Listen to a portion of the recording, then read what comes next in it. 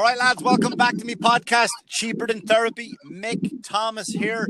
Cheers for joining me, liking, subscribing, sharing. I hope you're well. Got a very good guest on the show today, good friend of mine, very funny, Mr. Ray Gootz. Everybody, very funny Ray Gootz. All right, Ray, how you doing, man? Good. How you doing, brother? I'm doing great, mate. How are you coping with everything? I actually love this shit. People get like I met a girl on a dating app, and she said, "How you doing?" I said, "I'm doing great," and I think like that turned her off. What am I supposed to do? Want to slip my wrist every 2 seconds? Like, I don't know. Like, I look at it like this. Like, I can get a lot of like dumb shit done. Like, I can watch a lot of shitty movies and TV shows I never had time for. Right. And I can do it like guilt free. Like, I sat on a Saturday night and watched like 5 Godzilla movies in a row. And if this was like a year or two ago, I would just be like, man, I should be out on the road. I should be doing spots. What am I doing? And now I don't feel like that. And, the thing I want to remind people is that when this is over, we're never going to have this freedom to be a lazy piece of shit again. I know you have a regular job, but you get my point, right? Right.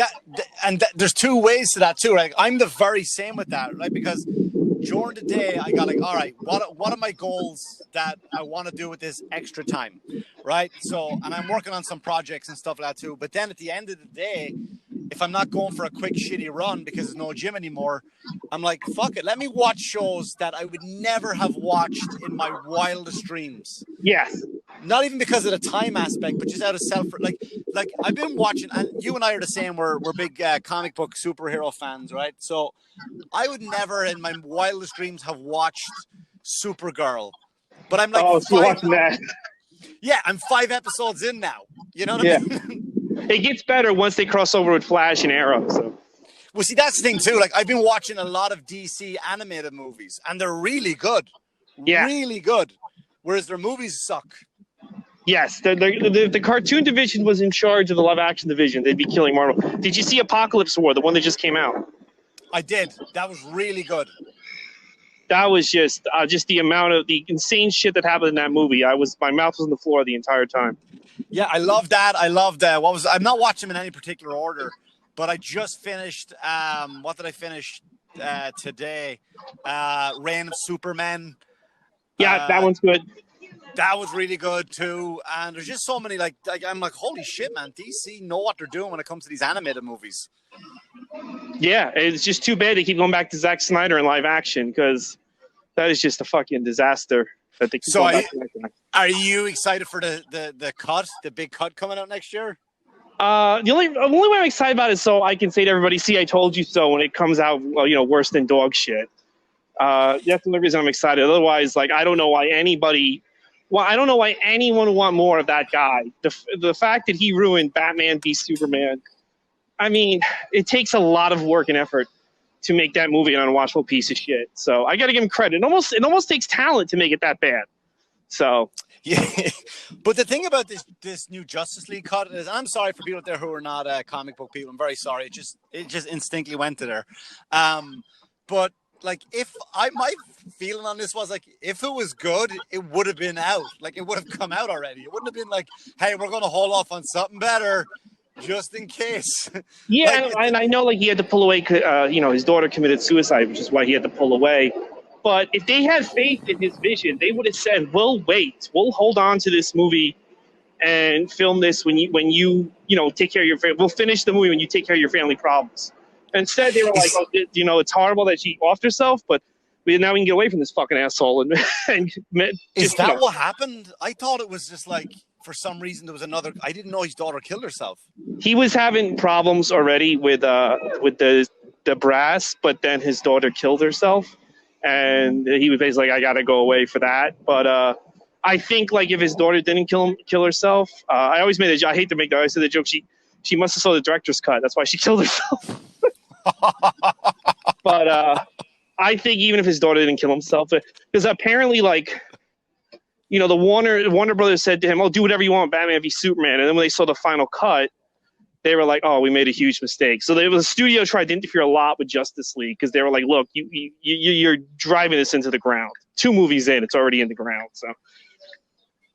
Yeah, man, it's really like such a bad, with such great characters that it's just bad. It's just such a bad decision. Yeah, 100%. You know, I don't know why people keep going back to him. And I don't get it. I really don't get it. I'm lost for words with that shit, man. Yeah. But listen, the reason why I kind of wanted to have you on, and it's been a while since we really got a chance to hang out and stuff, but I follow you all the time and you're on my feed constantly on all social media. And the one thing I like about it is that you're so fucking honest. Oh, thanks. No, really, like, and it's definitely in this business of ass kissers and people who just want to get ahead. And, I don't mean as in like shitting on other comics. I don't mean that I don't mean that to go down that road, of course, but it's like this whole COVID thing. Like, I really like how you went after how outspoken you are about fucking idiots. Oh, with COVID? Yeah, like especially with COVID. Oh, yeah. There's some comedians who I love, I think the world of, and they're going on that it's fake. And, this is not, I feel like a lot of people are treating this like it's a Republican Democrat issue. And it's not. This is like, this could be the, if we mishandle this could be the end of our lifestyles. So, we have a whole different thing, and people that like treat it, oh, you're a liberal crybaby, you're afraid of the virus. Dude, that's not a liberal crybaby. You're being a fucking idiot, Yeah. There's so many of them out there, man, that like I just watch them. Like, even like I came across, I had an epiphany recently, and it's just like, if you're fucking done, if you're arguing about politics, you're just an idiot. Yeah. And I put it down to the same analogy as if when you were younger and you liked professional I know you still like wrestling, but when you believed it was real, is my point. Yeah. And like, to argue over how, if the Ultimate Warrior gets the ropes, then Hulk Hogan is dead, right? And it has no effect. Your argument has no effect. Yeah, because they can make up all the rules where they want. If a wrestler could get beat up for 45 minutes, then he could just stand up, hit the guy with 2 moves and win if that's what the promoter wants. So. But a woman, like, when people go like, "Oh, a woman can't beat," I go, "Yeah, if Vince McMahon wants a woman to be the champion, she's gonna beat up Bill Goldberg with enough money. Like, it's just there's no rules to wrestling, Yeah, exactly. It's whatever they want to sell it. That'll turn whatever's a page turner. Yeah. But the comics out there, man, that I like. I mean, look at it. Some of them make valid points too, but some of them with the stupidity. And I always thought that comics, we weren't not necessarily smarter than the average person, but we looked at things differently than the average person. That's why we do what we do, right? Yes. Like, if I remember, I went years ago to a doctor to talk about depression or whatever, and he goes, "Well, look, we'll put you on these pills here." And I go, "All right, before we do that, you pick up that pen and you look at it this way. I look at that pen a totally different way. Will this medication interfere with that?" And he went, "Yes, absolutely." I go, "Well, then I don't want to be on it." Yeah. Right? So when these fucking comics go out there and you're looking at them, you're like, aren't you supposed to be like the not smart, but like at least have an intelligent view on things? Well, I love what I always wanted to be a comic. What I loved about comics when I was a kid was they cut through the bullshit and saw things for what they really are. And I almost feel like some of them are purveyors of bullshit, Yeah. And I think a lot of people are afraid of life after comedy. I think they're afraid of what if this doesn't come back. And I think that's why some of them have kind of went nuts and, they're believing pandemics and, I had one comic who screamed at me that we should open no matter what in New York right now. And I said, what do you do that's so important that someone's grandmother should die so you can go keep doing it? And he hung up the phone on me. But it's like, I think they're very afraid of a world where this isn't their primary thing. And it sucks, but at the end of the day, it's not like you're getting it. Look, it's not like my comedy career ended because I sucked and I burned all my bridges. The world is literally about to end. That's why my comedy career right isn't happening. So I kind of take peace in that. Okay, I'm not going on stage, but neither is Bill Burr, neither is Joey Cola, neither is anybody. So let me go fucking watch some movies. When it comes back, it's out of my hands whether or not this is going to come back or not, Yeah, I mean, but there's some there's guys that are in Texas this weekend doing shows. Yeah, and they're probably gonna die after the interview. It's fucking. But the one thing too, like about you was that, man, it's like like I look at guys that had like you had momentum behind you too. You are so fucking you are I won't say were, you are so hardworking, like in everything you do. Yeah. Like you never stop going, man. And you're one of those guys that down the line that has to pay off. And for the fact that because hard work, listen, I've said this before, like Conor McGregor has said it, and I don't know if I agree with him or disagree with him. Conor McGregor said there's no such thing as talent, there's only hard work. Mm-hmm. Right? And if that's the case, you're one of those guys that are destined to break out because of how hard you fucking work. Oh, thank you, man. Yeah, no, I've always been busting my ass, and I had a lot of plans for this year, and they're out the window. But again, but then I kind of, the minute this happened, I called up my friend Andrew Lee, because I was just going to sit and watch Raw. And I'm like, hey, do you want to do a wrestling podcast on every Monday? And we started doing that. And now I'm doing a wrestling podcast 4 nights a week. So, it's just like, okay, well, I can't make my name in stand-up this year. Where else can I do? Well, I like wrestling. I like Disney. I'll do podcasts about those things, You're fucking you're involved in so many podcasts, man. And I wish I fucking had I honestly wish, like, I'm not saying I don't have the time, but like I'm working on like my own plans. I was motivated a lot by what happened by jealousy, if I'm being honest. Like there's 1 or 2 guys that I consider friends of mine, and their careers are skyrocketing past me. I'm like, you know what, fuck this. Like, instead of shitting on them or kind of going like, I don't want to be around them, they're making me jealous. I'm like, all right, well, what can I do? Yeah. What can I do to get there? So I mapped out a plan for myself, and I'm doing it. I'm committing to it. I'm working on it every single day. And when I think the doors will open again. I think they will too. It's just gonna be a while though, But what will it be like, do you think, like when we reopen? Look, you've been around the comedy business on both sides of it, right? You've been in the management side of comedy, and you're now a performer. If you have a bigger club, you need to, and I think mainly New York City, I think Governors is going to be okay. But if you're like out in New York City and you have a bigger club, you need to really, even when things go back to normal, like this is just in our rear view, you need you need to come up with a business plan where you're not sitting people on top of each other, because I don't think people are going to want to do that anymore. And if you can't find a business plan where it's viable, because some of these clubs have people sitting on each other's heads, and I know because I used to sit them there. If that's the only way you can survive, then you need to pull out now and invest in something else, because I think that's the big thing, is that people are not going to want to sit on top of each other. It doesn't matter who the comedians are. I think tourism is dead for a while. In New York City, because every other, I don't know do you ever still you have relatives in Ireland, right? Yeah, my whole family still lives there. Okay, yeah, my friends, and I have a friend in England, a friend in Ireland, and they basically say in the news every night that New York City's like, we're like The Walking Dead, basically. Like we're like, people in Europe think we're like a city like of zombies. Just dead bodies in the street. And that's where I kind of have a problem too, though, about how the media is covering it too. Because I did a national radio show in Ireland. They called me because they wanted to know, like, I guess because they're not sending correspondence over here. Yeah. So they wanted to know what was going on, and they had one view, right? They had everybody hates Trump, and Americans don't give a shit about this pandemic because they might clip to some fucking Florida beach party and they think that is all Americans. Yeah. Right? And the news wanted me to kind of go off that. And I go, well, let me tell you something. Once you leave New York City, like I'm 45 minutes out of the city and I'm surrounded by people who love Trump. And I know more people that would never go to a beach party. So they almost want this one perception. So I do have a problem with that. Well, that's the other thing too. It's like, I feel like, a lot of I feel like America thinks we live in a bubble, or we're in the DC universe and the rest of the world's in the Marvel universe. But the rest of the world kind of does want us not to be the superpower we are. And right now we're showing a lot of ass. And I think the world thinks this is a good opportunity to take them down a peg,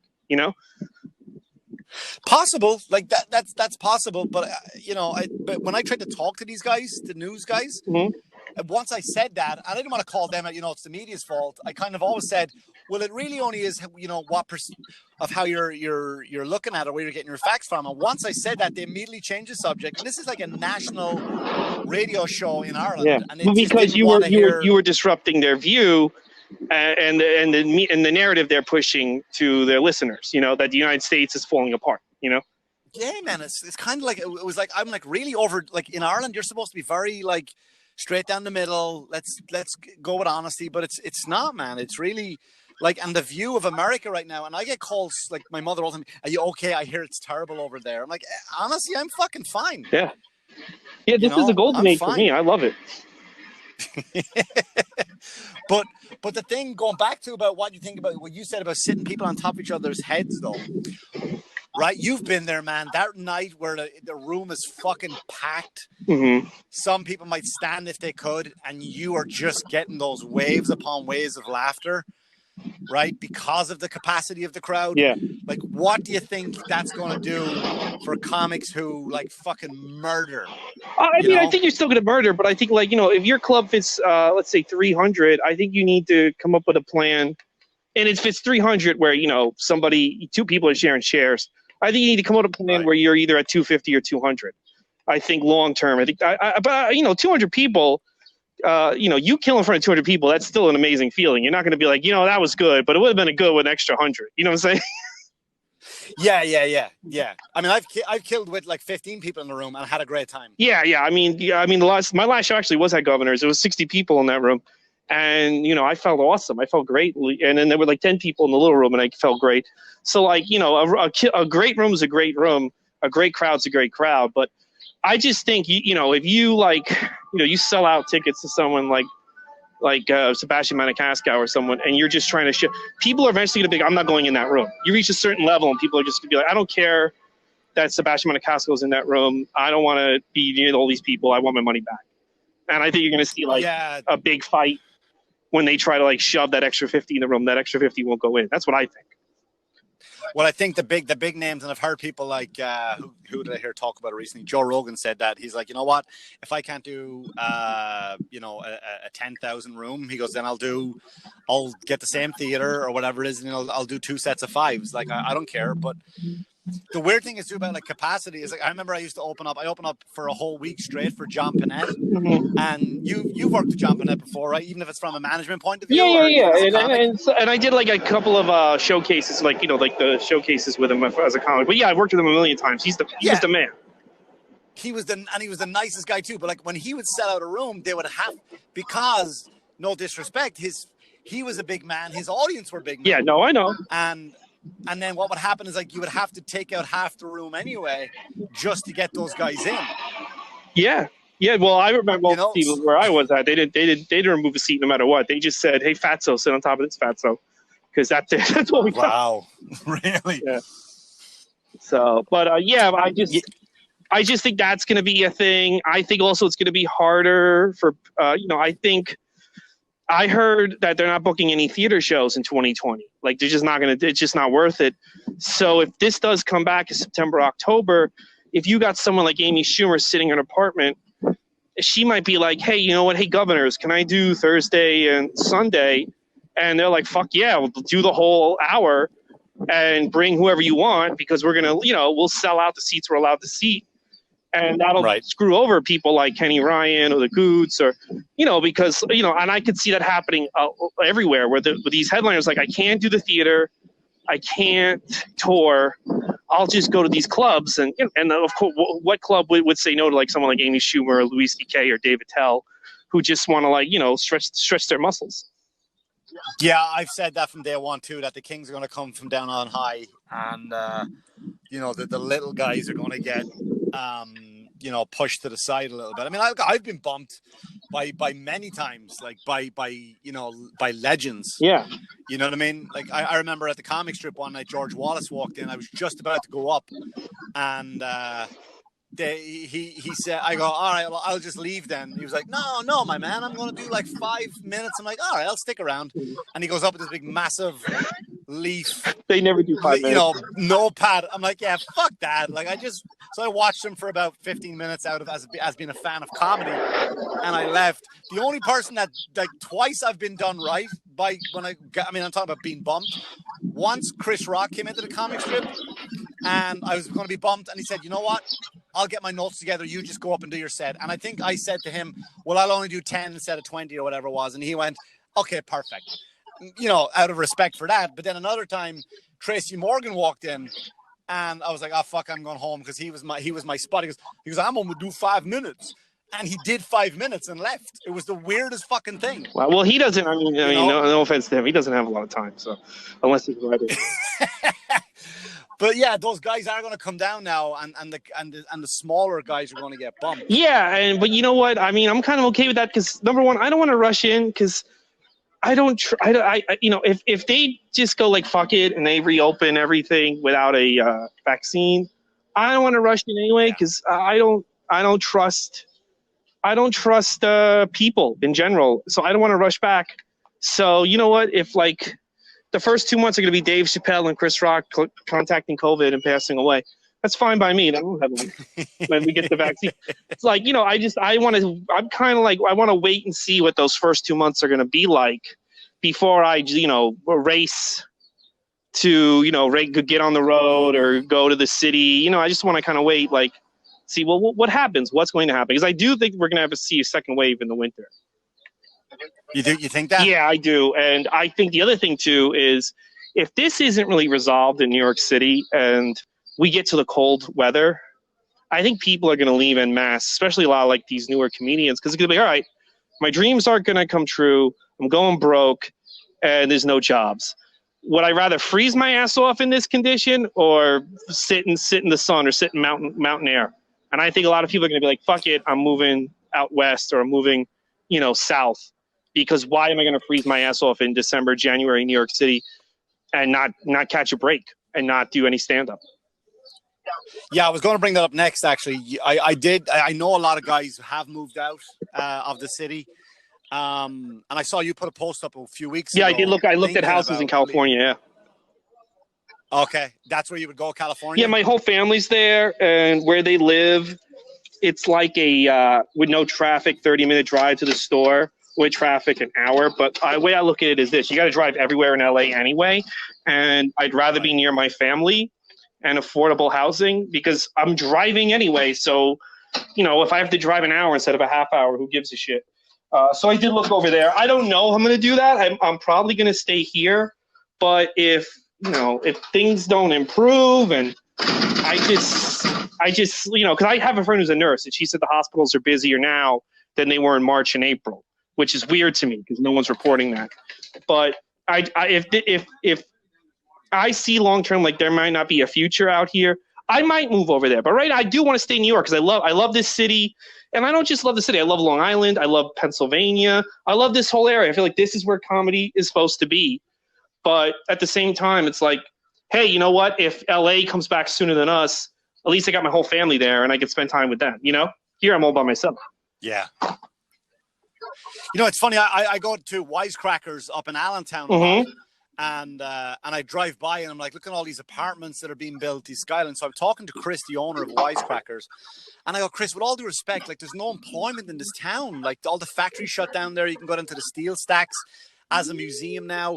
I said, why would anybody want to invest in this? And she goes, Mick, you can jump on a train and be in the city in 50 minutes. Oh, yeah, true. Yeah, yeah, serious? He goes, I'm like, fuck, really? Like, Jesus Christ, man. Like, no, why would you then? Like, if you were doing, that means I can get, if I lived in Allentown, I could get to New York City quicker than what I could from living out on Long Island. Because I kind of time my spots enough to where I leave late enough so the traffic is pretty much gone. But it's roughly the same time. So why would I fucking want to deal with the fucking prices and all that shit of New York City? Yeah, it's true. That might be another option. Live where Kadana lives. I feel like, but the other thing too, though, is like what I said, like, well, all right, New York City's nothing's really working. Because have you been to Manhattan or you haven't been? No, I want to, though. I wanted to come in, and I asked somebody and they thought I was joking. I wanted to come in and rent either a moped or a city bike and just kind of ride around and just experience, see what's going on. But I also want to be respectful of people who are fearful. You know what I mean? I didn't want to be like that guy just shows up like, yeah, there's nothing to worry about. No, because my friends who work in Manhattan still as nurses or like comedians like Sheba Mason live there. I mean, Sheba's been attacked. She's been punched in the head. And they just said like it's like the 80s all over again. It's like the 80s have come back with a vengeance. And, Meaning what? dangerous again. I haven't been to Manhattan since March. I've stayed. The last time I was in Manhattan actually was when I was coming back from Governor's, my last show. So I haven't been Manhattan since March, but I believe it. That part of the city was always there. It's just that we put the set of Friends on top of them. But now that all those kids who like love Friends and Sex and the City and all that other shit, now that they're all leaving,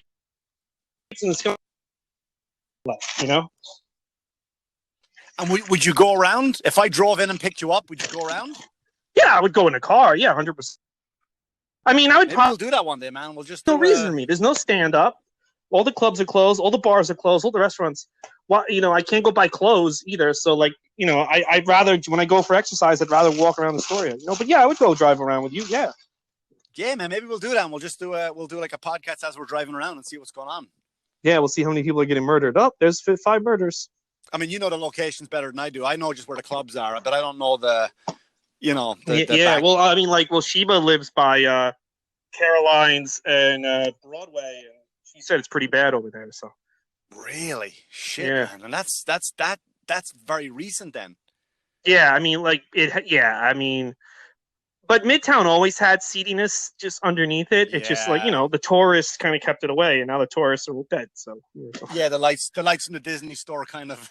Yeah, it's always hard to tell because I also think though that like if things are still fucked up in the fall and the winter, the housing market's going to go in the toilet, and then I'll be able to buy a nice house here in the city, and I'm like, well, why wouldn't I do that? So it's kind of hard for me to predict my next move day to day. I just know, like, hey, I want to do stand up. That's my long term career. I just have to wait, and and that's why, like, now I'm enjoying watching shitty Nicolas Cage movies and everything else because when this goes back to normal, everyone is going to be hitting the ground running. Everyone is going to be in a rush because there's going to be a lot of comedians out there. They're going to be like, this was supposed to be my year, and I lost it, and now I cannot take a day off, and I think I'm going to feel the same way. So let me enjoy all my time off now. I think when I come back, though, what this one thing this pandemic has taught me is rest. Like, I used to be up on my schedule was work all out in Long Island, go put my kids to bed, go straight to the city, come home, go to the gym sometimes at 1 o'clock in the morning, get back up again at 6. And it didn't affect me because I just kept doing it. You know what I mean? Like, it never caught up to me.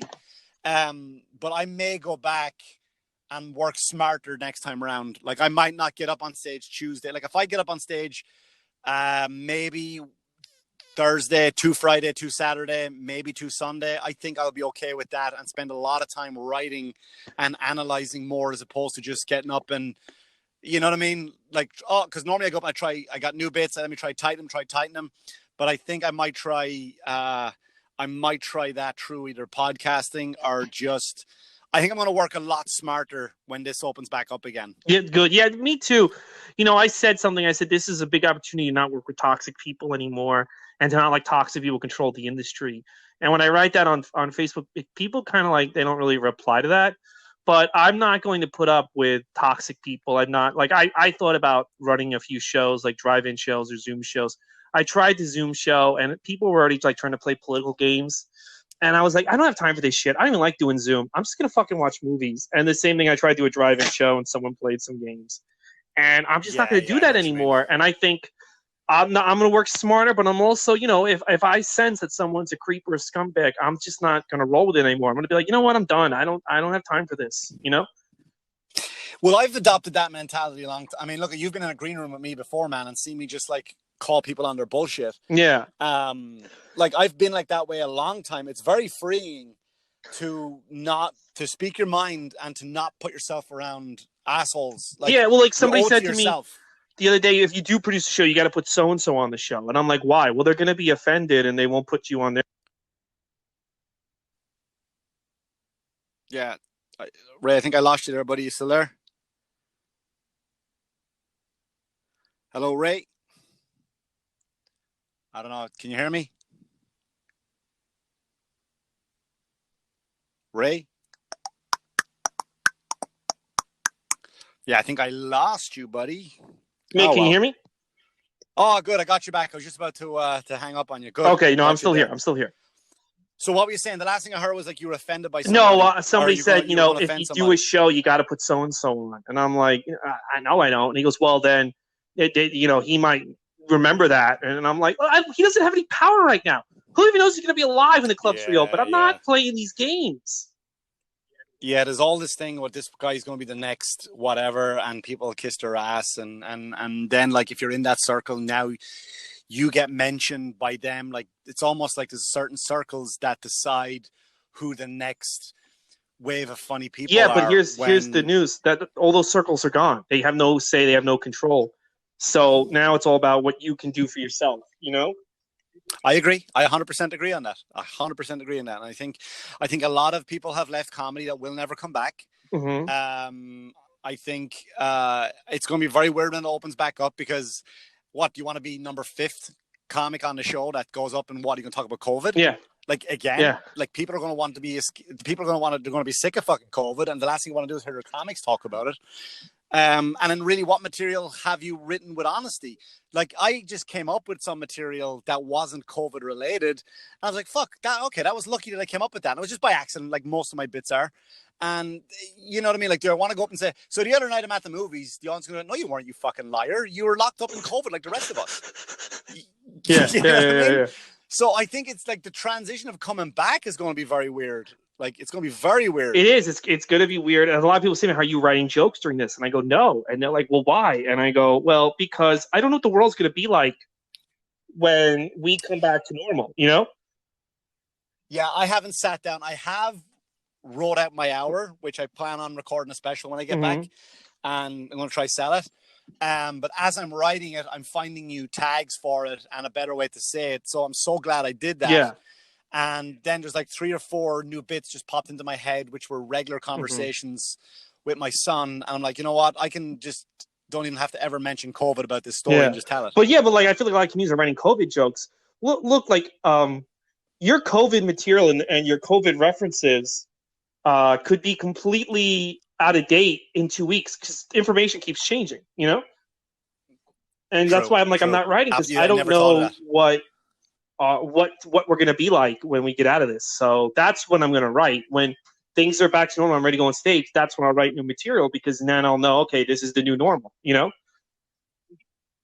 Well, that's the problem too about like when you write like that, because like I remember going on a road gig. I was very new to comedy and I was emceeing the middle and then the headliner. All 3 of us were in the car. We were going to Comedy Works in Bristol, Pennsylvania. And the middle act used to do this joke about Lane Bryant, right? He was a Long Island guy. So the Roosevelt Field Mall, and he did a joke about the Lane Bryant being across from the food court about how that was great marketing. Lane Bryant, for those you don't know, is a store for overweight people, overweight ladies. And he would do like great marketing because they opened it right across from the food court. So this guy was driving and this was before, you're going back 12 years now, 10 to 12 years. So the phones weren't as, prominent in your hand. So I remember him calling his girlfriend saying, can you go online, look up the nearest mall by the club and find out the location of where the Lane Bryant is. Like you fucking, like, that's a horrible way to write. You know what I mean? And it's going to be the same with the COVID. Like, it's like you said, if that all changes, then and that's the thing. It's like, I had a great joke about like Trump was going Easter. It's going to be over by Easter, and it's like, imagine the poor Easter bunny. All you've done is delivered eggs. Now you got to cure COVID in a fucking week. But now that joke's out because I don't think people even remember that Trump was screaming that COVID's going to be gone by Easter. I don't know if you remember that. Yeah, but I think a lot of people kind of absolutely remember. There's so much crazy shit has been said and done since Easter that it's like it's already an old joke. I mean, that's already referencing like a past. It's going to be a wild ride to get back to the clubs, Yeah, I think it's going to be hack. And what's going to happen is someone out there like a Chappelle will come up and, maybe not Chappelle, Attell or someone, or John Mulaney and do a definitive COVID special. And they'll come up and they'll do like you know what it is? They're going to nail it, and it's going to be like you would never attempt a hot pocket joke, right? You would never attempt hot pockets as a joke because you just know everyone knows that joke could not get any better. Even though Gaffigan doesn't own the rights to that fucking hot pocket, but nobody's going to do it. Yeah, no, he's the best. That's the best hot pocket joke in human history. Right, and someone's going to do the same with COVID. And then if you're just a comic up there, and it's just like, ugh. And then every radio show is going to do it. Every podcast is going to do it. No, it's not. And I think I think a lot of comedians, like right now they're doing drive-in shows, and I'm all about doing a drive-in show or a Zoom show. I think the real future right now, and I think it's what you're doing and what I'm doing. I think podcasts. I think if you can get a fan base off a podcast, I think then you're set, and you won't have like a Corinne Fisher who has Guys We Fucked.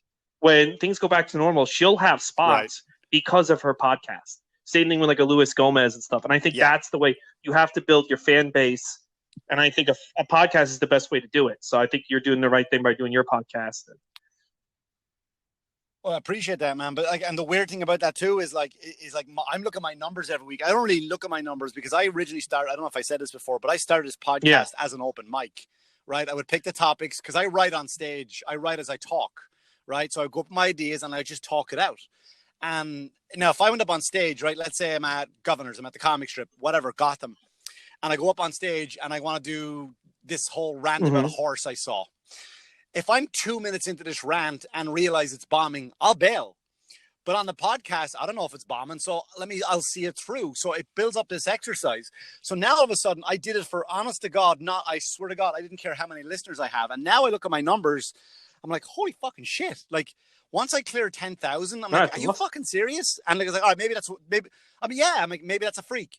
And I've been over that now for 2 months. And it's going up on average by 100, 150 every week.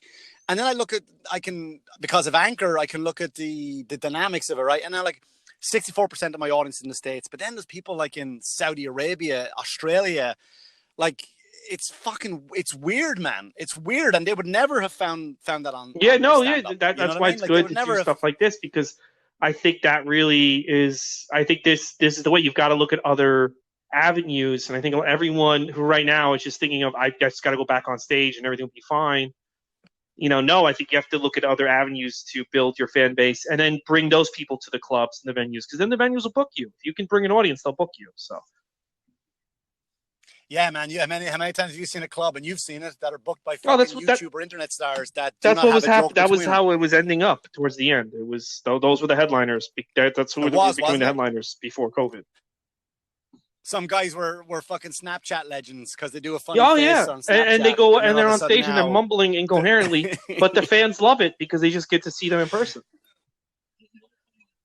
You know what's funny? Like, one of the nicest guys out there is Tank Sinatra. He's got, I think, 4 million followers on Instagram. And all he does, I don't say all he does, I don't mean to downplay what he's doing. So please don't, nobody out there take this like I'm putting him down, because he's good at what he does. He puts up these memes, right? So 4 point something million followers. So when he sells out a show, he's very smart about it. He doesn't walk up and do stand up. He's got a projector. He might have a really good comic open for him. Like, he's about the audience having a fun night. He's not trying to fool them and go like, I'm the fucking funniest thing out there. You know what I mean? He's really smart about that. But there's other guys that are not so fucking smart like that. They're just out there. They have their Snapchat filters and they're in the millions, and they'll sell at a club. And it's just like, really? And then you look at the people and you're like, you paid for that, when all you had to do was turn up here on a Thursday through Sunday and you would have laughed twice as hard. I mean, but I think we can relate to this. I've been in situations, and so have you, where you've opened up for a headliner and you are 20 times better than the headliner. Headliner goes up there, basically smiles. Oh, it happens. But because the audience is there for the headliner, they are in seventh heaven, while the headliner is basically reading his grocery list. Yeah. Absolutely it happens, man. Absolutely it happens. But speaking of like podcasts, how many podcasts do you have? So let's tell the people where they can find out your all your different podcasts. I know I'm supposed to do your Disney one soon, and you know I'm a huge Disney fan. I've got a Mickey tattoo on my arm. Like, I'm a huge Disney fan. You're gonna. So I'm doing two. I do the Gootz Disney pod, and what that is I'm starting with all the Walt Disney animation films, from Snow White to Frozen 2, and each week, me and a different comic, we cover the movie. And I think that is my favorite podcast, because whether you like, even if you don't like Disney, every Disney movie is so different that if you get the right comic and the right movie combination, the conversations can go so many different places. Like Fox and the Hound. Smart, I had a girl from the South. We talked about hunting. Little Mermaid. We Right. talked about like how like people were basically Broadway was at the end of its rope, and Little Mermaid brought it back, which not a lot of people know about. Every movie has a different story and a different background. Right. I think a lot of people just think it's princess movies, and they're not. So that's a lot of fun. So that's called Gootz's Disney Pod. It's on iTunes and Spotify. And then I have the Gootz Cast, which is my podcast I've been doing since 2011, off and on. But now it's mainly I brought it back after COVID, killed my career. But now it's mainly I do wrestling 4 days a week. And if you're into wrestling, give us a listen. I didn't. It's on YouTube at Ray Gootz Comedy. So that one you can watch the video version of Ray Gootz Comedy, or subscribe just on Spotify Gootz Cast. There's some people that review wrestling and they're getting like millions of hits, and I'm like, you know what? If they can get millions of hits, I'm gonna go for these millions of hits. Fuck it. I may not be able to go on stage, but I'm gonna do this shit. Yeah, I got a lot of wrestling fans on this, man, too. So hopefully, it's called Ray Gootz Comedy on YouTube. All right, man. Listen, Ray, thanks so much for doing this, man. I really, really appreciate it. I enjoyed talking to you. I hope this ends soon. You're being very smart on how you're handling this. You're taking it safe, and you're very realistic about what's going on. But I like that you're staying positive and you're moving forward and you're staying active. Thank you, man. Thanks for having me. This was a lot of fun. Man. Yeah, all right, thanks so much, Ray. Be good, man. All right, everybody. Thanks for listening. I appreciate it. I told you, Ray's a good guy. Check him out. Follow him on all his social medias. Check out his podcasts. If you have any questions, comments, concerns, you know where to send them to. Send them to my Instagram, and I will certainly get back to you either publicly or privately. Until then, guys, take care of yourselves. Make sure you look after yourselves, and make sure, as always, wash yourselves, you dirty fuckers. Take care. Good luck to you. Good luck.